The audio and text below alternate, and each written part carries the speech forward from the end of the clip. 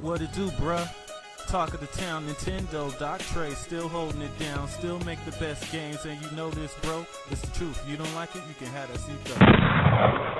Alright, so I found something pretty interesting here. So, as you guys know, from time to time, game projects can be canceled or postponed, whether it's the game studio or the publisher really believing that the game or the port of the game won't sell, or maybe it's a performance problem where the game's just not running as well as they would like and they end up canceling it, or budget cuts or anything like that. I mean, we've heard rumors that Capcom originally was trying to bring Resident Evil 7 to the Switch, but that the performance wasn't really up to snuff, and that's why they ended up bringing us the cloud version of Resident Evil 7.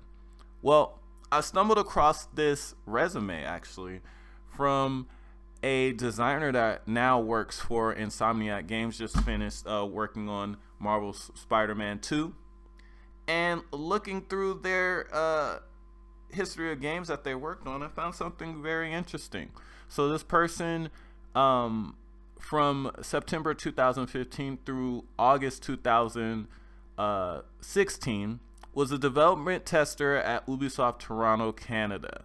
And they were doing development tests for Watch Dogs 2, Far Cry Primal, and an unannounced AAA title, which, seeing as how this resume is up to date, that game was probably canceled too.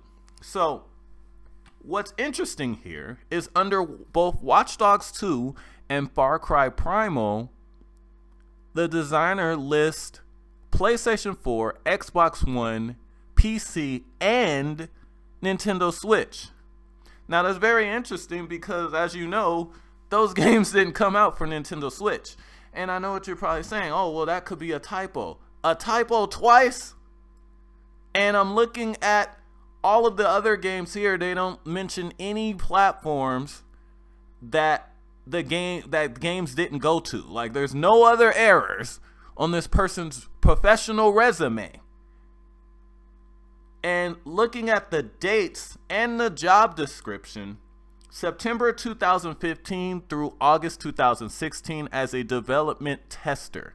The Switch didn't come out till 2017. So it's looking like Ubisoft may have tried to get those games running on the Switch, didn't quite like the performance, and ended up canceling or shelving these titles. But that's very interesting. It just shows that there's probably a lot of games that these developers, at least early on in the Switch's life, tried to see if they could run on the Switch, and maybe they didn't like the results at the time. But pretty interesting. Looks like Ubisoft was actually trying to put a lot of their heavy hitters on the Switch, and maybe they just didn't run as well. Let me know what you guys think in the comment section.